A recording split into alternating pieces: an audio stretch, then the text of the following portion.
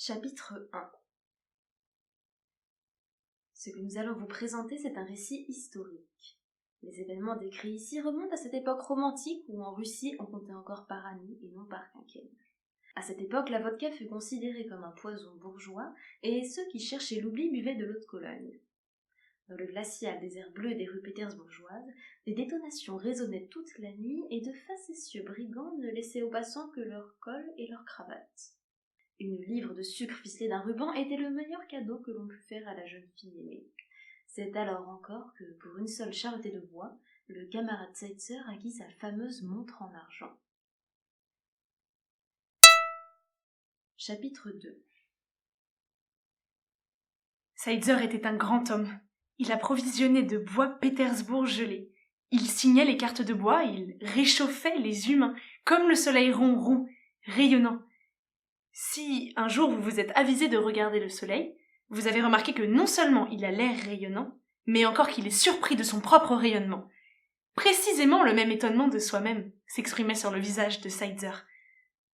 Ses sourcils étaient perpétuellement relevés, comme s'il ne pouvait croire que lui, Seitzer, hier encore apprenti tailleur dans la ville de Pinsk, siégeait maintenant dans son propre cabinet de travail, qu'il avait à sa disposition la secrétaire Verochka, que la poche de son gilet renfermait une montre en argent que, d'ailleurs précisément, il avait acquis à cause de Verochka. Montre en argent acquise pour contrebalancer la ceinture caucasienne en or apparue quelques jours avant autour de la taille fine du camarade Koubas, secrétaire de section communiste et rédacteur du journal mural dans nos bureaux. Mais Verochka, hélas, ne remarquait pas la fameuse montre en argent. En vain, le camarade Seitzer fit claquer à plusieurs reprises le couvercle de la montre. Mais Verochka continuait à regarder distraitement par la fenêtre l'élan le convenait. Écoutez, camarade Verochka, avez-vous vu seulement une fois pareille montre, hein? Eh bien, je vous dis que non, vous n'en avez pas vu de pareille. Verochka écarquilla tout grand ses yeux bleus. Voyez-vous, ma petite Vera, Verochka, il suffit d'appuyer sur la montre ici, sur son petit ventre pour ainsi dire, et aussitôt vous avez la musique et l'heure. On peut ? Mon Dieu, quelle question, mais certainement. Verochka s'approcha et se mit à chercher la musique cachée dans la poitrine du camarade Seitzer, ou plutôt dans la poche de son gilet. Tout près était le cou de Verochka, son bras nu jusqu'au coude. Verochka était un peu dorée, elle était entièrement recouverte d'un fin duvet doré, elle était un peu comme une douce fourrure. C'était peut-être justement cela qui pouvait rendre fou n'importe qui. Quand Verochka trouva enfin la montre et appuya dessus, c'était comme si elle avait serré doucement dans sa main le cœur du camarade Seitzer. Dès que la montre finira sa musique, je dirai à Verochka ce que depuis longtemps déjà j'aurais dû lui dire. Ce pourquoi le courage avait toujours manqué. Très probablement, l'eût-il dit, si le camarade Koubas n'était entré dans la pièce. Chapitre 3. Camarade Seitzer, la camarade Vera doit être mise à ma disposition aujourd'hui pour la confection du prochain numéro du journal mural. Cher camarade Koubas, mais vous oubliez que ce soir nous avons une séance. Je dois dicter à ma secrétaire le rapport sur l'approvisionnement en bois au printemps. Camarade Vera, voulez-vous préparer votre machine à écrire, s'il vous plaît? Camarade Koubas, suivez-moi dans le couloir, je vous prie. Sans elle, je ne peux pas faire paraître le journal. Vous sabotez l'éducation politique des travailleurs. Et vous mettez des bâtons dans les roues du chauffage de la capitale rouge. Verochka savait que l'éducation politique des travailleurs dépendait d'elle ainsi que le chauffage de la capitale rouge. Mais jusqu'à présent, elle ne pouvait comprendre son cœur. Qui ? Le camarade Seitzer ou le camarade Koubas ? Seitzer, chaud et confortable. Il a du bois, la montre et un appartement. Pas une chambre seule, mais un appartement entier. Koubas a la taille fine, bien serrée d'une ceinture d'or. Il a les yeux perçants des oiseaux. Il fait un peu peur, mais... Ce « mais » n'était pas clair pour Verochka. Une seule chose était claire, l'heure était arrivée. Si ce n'est tout de suite, là-bas dans le cabinet, alors c'est ce soir, cette nuit, demain matin que tout doit enfin se résoudre. Asseyez-vous, je vous prie. Je vous dicterai tout à l'heure. Ah, c'est ainsi? Très bien. Verochka posait les mains sur le clavier. On entendait dans le silence la respiration lourde de Seitzer. Il regardait ses mains. De l'autre côté de la fenêtre tombait la neige floconneuses. Notre campagne de printemps... Printemps ? Si je dis printemps, c'est bien printemps que je veux dire, oui. Écrivez au commencement de notre campagne de printemps. Chapitre 4. La réunion du soir dans le cabinet de Seitzer fut un combat, un duel plutôt. Verochka sténographiait fiévreusement les détonations. On ne pouvait appeler autrement les répliques qu'échangeaient les adversaires. Chaque paragraphe du rapport de Seitzer était bombardé par coups basses de citations de Lénine lourdes comme des obus de 400, auxquelles Seitzer répondait par d'autres citations tout aussi éclatantes. Ce qui doit faire la gloire et la fierté d'une bibliothèque, ce n'est pas la quantité d'ouvrages rares qu'elle contient, mais le nombre de livres lus par le peuple, le nombre de nouveaux lecteurs, la rapidité du service, le nombre de livres prêtés, le nombre d'enfants gagnés à la lecture et fréquentant la bibliothèque. Il peut arriver aux aigles de descendre aussi bas que les poules, jamais aux poules de monter aussi haut que les aigles. Il y a des décennies où rien ne se passe et des semaines où des décennies se produisent. Il ne faut pas se laisser guider par l'humeur des masses, elle est changeante et impossible à jauger avec exactitude. Tant que l'État existe, pas de liberté. Quand régnera la liberté, il n'y aura plus d'État. Le peuple n'a pas besoin de liberté car la liberté est une des formes de la dictature bourgeoise. Mais notre cœur, vous ne l'aurez jamais. Cela suffit. Camarade Vera, comptez les voix, je vous prie.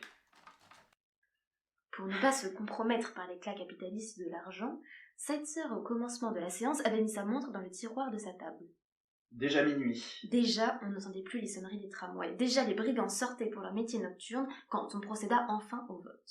Verochka, enfiévrée, comptait les voix. Elle savait qu'il ne s'agissait pas de mettre cube de bois, mais de cœur humain. 10 voix contre 1.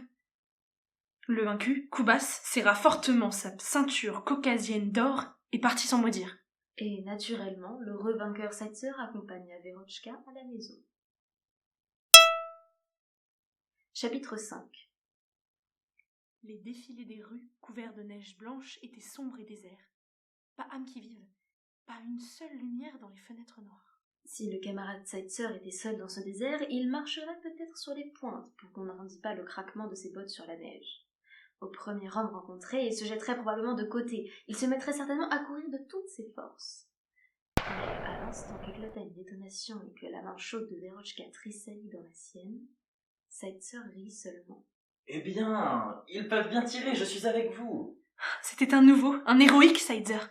Ce Seitzer-là voulait même qu'il arrivât quelque chose d'effroyable. Il n'avait peur de rien. Une seule chose l'épouvantait, l'explication avec Verochka. Mon Dieu, mais par quoi commencer? Commencer, c'est le plus terrible. Seitzer tripotait avec fureur le bouton de son manteau comme si c'était justement lui qui l'empêchait d'ouvrir la bouche. Enfin, le bouton céda.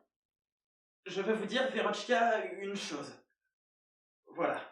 Quelle chose? Elle savait très bien laquelle. La chatte de ma mère a mis bas hier. Vous savez, elle reste couchée, on ronne tranquillement, et paf, cette chaton. Et moi je la regarde et me dis, hé, Seitzer, toi aussi tu pourrais ronronner comme cette heureuse chatte en famille. Probablement, Verochka se représenta trop vivement le camarade Seitzer dans l'heureux état de chatte en famille. La fossette de sa joue droite trembla, elle mit la main à sa bouche. Seitzer vit tout et comprit. Elle avait éclaté de rire, et tout serait perdu alors. Mais tout d'un coup, il sentit Vera se figer. Elle se serra tout contre lui. Seitzer aurait voulu crier avec fureur son bonheur, il se pencha sur Verochka. Mais regardez donc! Du côté opposé de la rue, un homme de haute taille en capote militaire sans épaulettes leur coupait le chemin. Pendant une seule seconde, pas plus, le Seitzer d'autrefois revécut. Mais immédiatement, le nouveau, l'héroïque Seitzer reparut.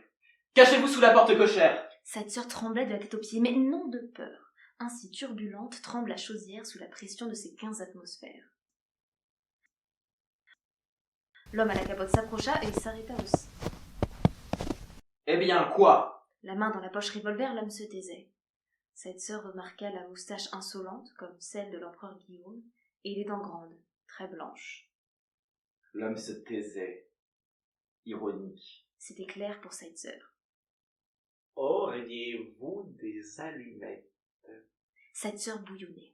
Il avait envie de bondir, de frapper, mais il accepta le défi. Il fit semblant de croire aux allumettes, il sortit la boîte et du feu. L'homme s'inclina, prit sans façon le revers du manteau, s'y abrita pour que le vent n'éteignît pas le feu, alluma sa cigarette. Une bague étincelait au doigt de l'homme, peut-être dérobée à quelqu'un cette même nuit. Seitzer sentit le frôlement à peine perceptible d'une main étrangère. Il voulait déjà éteindre l'allumette pour ne pas voir l'agitation railleuse de cette moustache, quand, tout d'un coup, sous la flamme rougeâtre de l'allumette, la montre en argent dansa dans l'air devant Seitzer. Un dixième de seconde suffit pour voir clair dans le truc de la cigarette employée par le brigand. Et un autre dixième de seconde pour tâter la poche du gilet. La montre n'y était plus. Le cœur de cette sœur se mit à battre follement. Il jeta l'allumette, encore brûlante à la figure du voleur, et lui arracha sa montre. Haut les mains ou je tire! Ce geste était tellement impératif, la répartie tellement inattendue que le brigand leva les mains, puis, sans attendre le coup de feu, se courba et courut en zigzagant dans l'obscurité. Bien entendu, il n'y avait pas de revolver. Quoi? Rien, voilà. Gredin, il l'avait déjà tiré de ma poche, vous comprenez? Mais il s'est bien trompé sur mon compte. Oh, mais comment? Vous n'avez pas eu peur qu'il... Oh non, je n'ai jamais pensé que vous étiez un tel... Les yeux de Verochka brillaient émerveillés. Je vous dirais, Verochka, que même s'il avait tiré, ça m'aurait été égal, parce qu'en ce moment, je suis comme fou, parce que je vous... Oh mon Dieu, mais vous savez, Verochka! Verochka, les yeux brillants, se taisait. Mais là, en bas, dans l'obscurité, sa main caressante comme une chatte s'insinuait dans la manche de Sightser. La main couverte de ce duvet ineffable frôla la sienne. Le cœur de Sightser se détacha, comme de la branche se détache une pomme douce et mûre, et tomba. Eh bien, pourquoi donc vous taisez-vous? Je n'en peux plus! Je vous dirai mieux cela demain matin. Les yeux de Verochka, et le mouvement léger de sa main dirent déjà tout. Il ne restait probablement pour le lendemain que l'heureux, le banal dénouement. Chapitre 6. On ignore si le camarade Sightser a dormi pendant cette nuit neigeuse de printemps. C'est peu probable. On ignore si Verochka, elle, dormit. Peut-être. Mais avant l'arrivée du camarade Sightser dans son bureau, chacun savait déjà qu'il était un héros. Lorsque, enfin, il apparaîtrait, on l'entourerait, on l'accablerait de questions, de félicitations, de sourires. Sightser n'avait pas du tout l'attitude conforme à sa situation de héros. Il était décontenancé, pâle. Peut-être la nuit d'insomnie en était-elle la cause, peut-être l'attente de sa rencontre avec Verochka et la réponse promise l'avait-elle trop ému. Ce qui était plus étrange encore, c'était de s'élancer tout droit à sa table et de ne saluer que de la tête Verochka en lui jetant un coup d'œil effrayé. Ouvrant avec hâte sa jaquette, il retira sa montre en argent, la jeta sur le tas de papier, tira le tiroir et, penché sur lui, il resta pétrifié. Ses sourcils étaient relevés jusqu'à l'extrême limite admise par la nature. Qu'est-ce qu'il y a? Qu'est-ce qui est arrivé? Il sortit du tiroir et mit à côté de la montre en argent une montre en argent. Verochka regardait, les yeux ronds sans rien comprendre. Mais je l'ai donc volé, ce gredin! Voici donc ma montre! Elle était restée tranquillement ici, et l'autre, cet abject bandit, il avait sa propre montre. Avez-vous compris, oui? J'ai volé mon voleur! Verochka comprit. La fossette de sa joue droite se mit à trembler. Verochka se détourna. Un son étrange. Pareil à un sanglot étouffé, puis une seconde après, un éclat de rire irrésistible, et Verochka se précipita à toute allure vers la porte.